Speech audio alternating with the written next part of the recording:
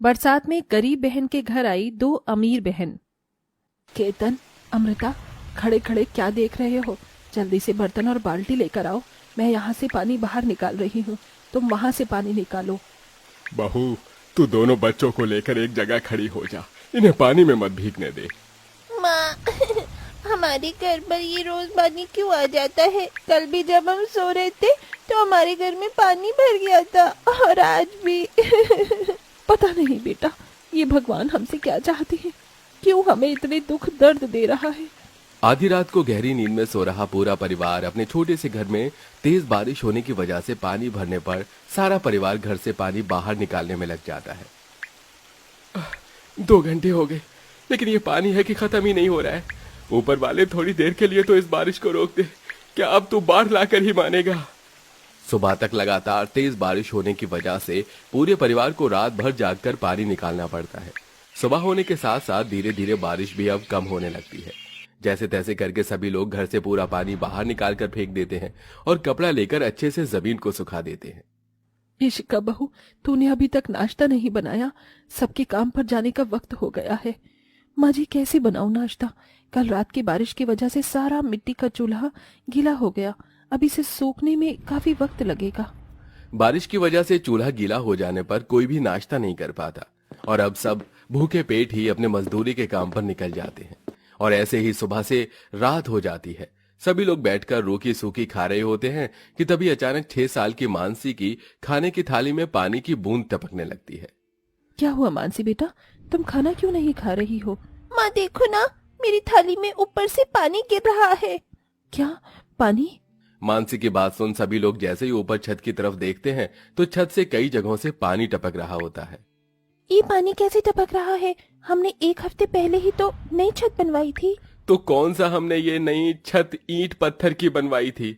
अरे घास फूस से ही तो हमने अपनी नई छत तैयार की थी।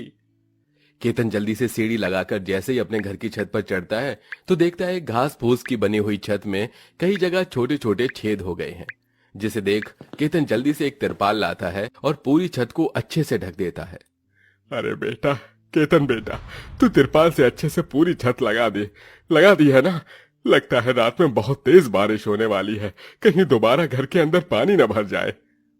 बाबा, आप फिक्र मत करिए, बस भगवान से प्रार्थना करना कि ज्यादा तेज बारिश ना हो। सभी लोग भगवान से प्रार्थना करते हैं और सो जाते हैं। लेकिन जैसे ही आधी रात होती है तो जोरों से तेज हवाएं चलने लगती हैं, जिसके चलते छत पर बिछी हुई तिरपाल हवा में उड़ जाती है और अब दोबारा घर के अंदर पानी भरने लगता है, जिसके चलते आज की रात भी पूरे परिवार की घर से पानी बाहर फेंकने में ही निकल जाती है। अब तो ये रोज रोज का हो गया है। भगवान, हमने ऐसा क्या पाप किए थे जो तू हमें ऐसी सजा दे रहा है? कहाँ पहले मैं हर साल बारिश के मौसम को खुशियों से मनाया करती थी, और कहाँ अब यही बारिश का मौसम मेरे और मेरे परिवार के लिए जहन्नुम बन गया है। ये कहते हुए इशिका की आंखों में आंसू आने लगते हैं और इशिका अपने बीते पलों में खो जाती है। कितना मजा आ रहा है ना बारिश में भीगकर। मेरा तो मोरनी की तरह नाचने का मन करता है। बस ये बारिश होती रहे और रुके ना। I love rainy season. Ishika अपनी दोनों बहनें ज्योतिका और अवंतिका के साथ छत पर खड़ी होकर बारिश में भीगते हुए बारिश के मौसम के मजे ले रही थी। इशिका ससुराल भले ही गरीब था, लेकिन इशिका काफी अमीर परिवार से थी। मगर अपने प्यार के चलते इशिका अपने अमीरी को छोड़कर केतन के साथ उसके गरीबी में ही अपने घर गृहस्थी बसा लेती है। साथ ही अपनी दोनों बहनों को अपनी परेशानी के बारे में खबर तक नहीं होने देती। माँ, आज जब हम स्कूल से आ रहे थे तो हमने देखा कि बाहर बाजार में ढेर सारे पकौड़े वाले ठेले हैं और सब लोग वहाँ से गर्मा गर्म पकौड़े लेकर खा रहे हैं। माँ, हमारा भी पकौड़े खाने का बहुत मन है, बना दो ना। अपने बच्चों को बारिश के मौसम में पकौड़े के लिए तरसता देख इशिका चूल्हे के पास जाती है और मसाले के डिब्बे चेक करने लगती है। लेकिन ना ही तो इशिका को पकौड़े बनाने के लिए बेसन मिलता है और ना ही घर में आलू प्याज होते हैं। बच्चों, घर में बेसन खत्म हो गया है और आलू प्याज भी नहीं है। मुझे माफ कर देना, मैं तुम्हें पकौड़े बनाकर नहीं खिला सकती। अपनी माँ की आंखों में आंसू देख दोनों बच्चे बिना कुछ कहे अपनी माँ की बात मान जाते हैं और पकौड़े खाने की जिद छोड़कर घर में बना हुआ रूखा सूखा ही खा लेते हैं। अपने दोनों बच्चों को तो पकौड़े जैसी छोटी चीज न खिलाने पर इशिका मन ही मन काफी दुखी होती है और एक बार फिर अपने बीते हुए कल में खो जाती है।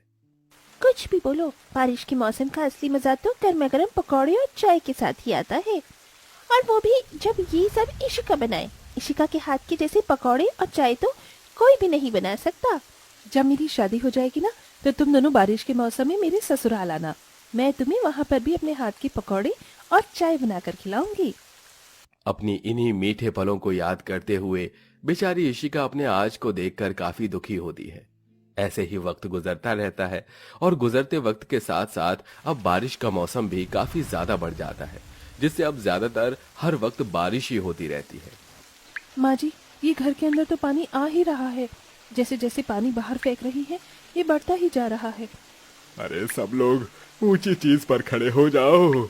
अब जब तक बारिश नहीं सूखती, हमारे घर से ये पानी नहीं निकलने वाला।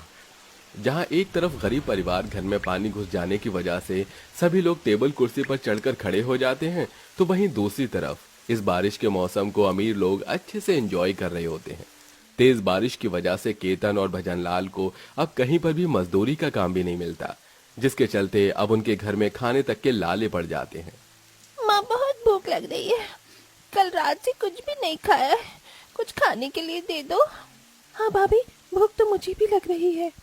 घर में थोड़ा सा आटा बचा हुआ था, उसी की 2-4 रोटियां डाल दे। मैं तब तक सिल पर नमक और हरी मिर्च पीस देती हूँ। माँ जी, कल रात जो बारिश हुई थी, उसकी वजह से थोड़ा बचा हुआ आटा भी गीला हो गया और अब घर में कुछ भी नहीं है खाने के लिए।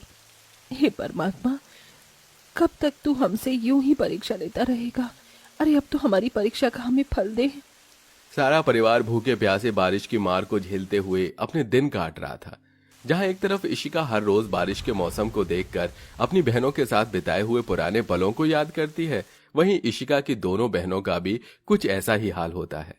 इशिका की शादी से पहले हम कैसे हर साल बारिश का मौसम साथ में मिलकर बनाया करते थे, लेकिन जब से इशिका की शादी हुई है तब से हम एक बार भी उससे नहीं मिले हैं।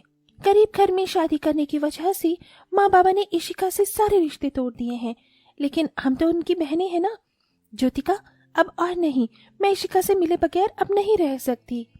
अवंतिका ज्योतिका से मिलने का ठान लेती है। दोनों जल्दी से गाड़ी में बैठ इशिका से मिलने के लिए उसके ससुराल की तरफ निकल जाते हैं। दोनों ही बहनें अपनी बहन से मिलने के लिए काफी खुश होती हैं कि तभी अवंतिका को रास्ते में सिर पर पन्नी ओढ़े बारिश में भीगता हुआ एक आदमी दिखाई देता है। ज्योतिका, ये आदमी कुछ जाना पहचाना नहीं लग रहा है। लग तो रहा है इसकी शक्ल किसी से मिल रही है, लेकिन किससे? ये तो केतन है, इशिका का पति। अगर इसकी ऐसी हालत है तो हमारी बहन इशिका की कैसी हालत होगी? दोनों बहनें केतन की हालत को देखकर काफी घबरा जाती हैं और जल्दी से ससुराल पहुंचती हैं, जहां वो देखती हैं कि उनकी बहन एक छोटी सी घास फूस की झोपड़ी में रहती है। वहीं बारिश का पानी उनके घर में जा रहा और उसे वो बाहर निकाल रहे हैं। इशिका बाल्टी से पानी भरकर उसे बाहर फेंक रही होती है कि तभी अचानक वो पानी अवंतिका और ज्योतिका पर जा गिरता है। अपनी दोनों बहनों को अपनी आंखों के सामने देख इशिका काफी हैरान होती है। ज्योतिका, अवंतिका, तुम दोनों यहाँ? इशिका, ये तूने अपनी क्या हालत बना रखी है? क्या है ये सब? इशिका अपनी दोनों बहनों को इतने सालों बाद देख रोते हुए उसके गले लग जाती है और उन्हें सारी बात बताती है। तेरे साथ इतना सब कुछ हो गया और तूने हमें बताना एक बार भी जरूरी नहीं समझा? कैसे बताती? माँ बाबा मुझसे बहुत नाराज हैं। माँ बाबा नाराज हैं? हम तो नहीं, हम तो तेरी बहन है ना। लेकिन तू फिक्र मत कर, अब हम आ गई हैं, सब कुछ ठीक हो जाएगा। ज्योतिका और अवंतिका जल्दी से एक प्रॉपर्टी डीलर से बात कर इशिका के ससुराल वालों के लिए एक अच्छा और पक्का मकान खरीदती हैं। वहीं केतन को एक बड़ी राशन की दुकान भी खोल कर देती हैं।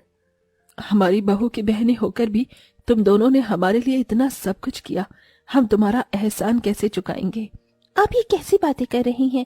इशिका के साथ साथ आप भी तो हमारा परिवार हैं और हम आपकी बेटियां। वैसे इशिका, तूने कहा था शादी के बाद जब हम तेरे ससुराल आएंगे तो तू हमें चाय पकौड़े बनाकर खिलाएगी, लेकिन तूने अपना वादा पूरा नहीं किया। तो अब कर देती हूँ। इशिका किचन में जाती है और पूरे परिवार के लिए गर्मा गर्म पकौड़े और चाय बनाती है और अब अपनी दोनों बहनों और अपने ससुराल वालों के साथ बैठकर बारिश को एंजॉय करते हुए चाय पकौड़े खाते हैं।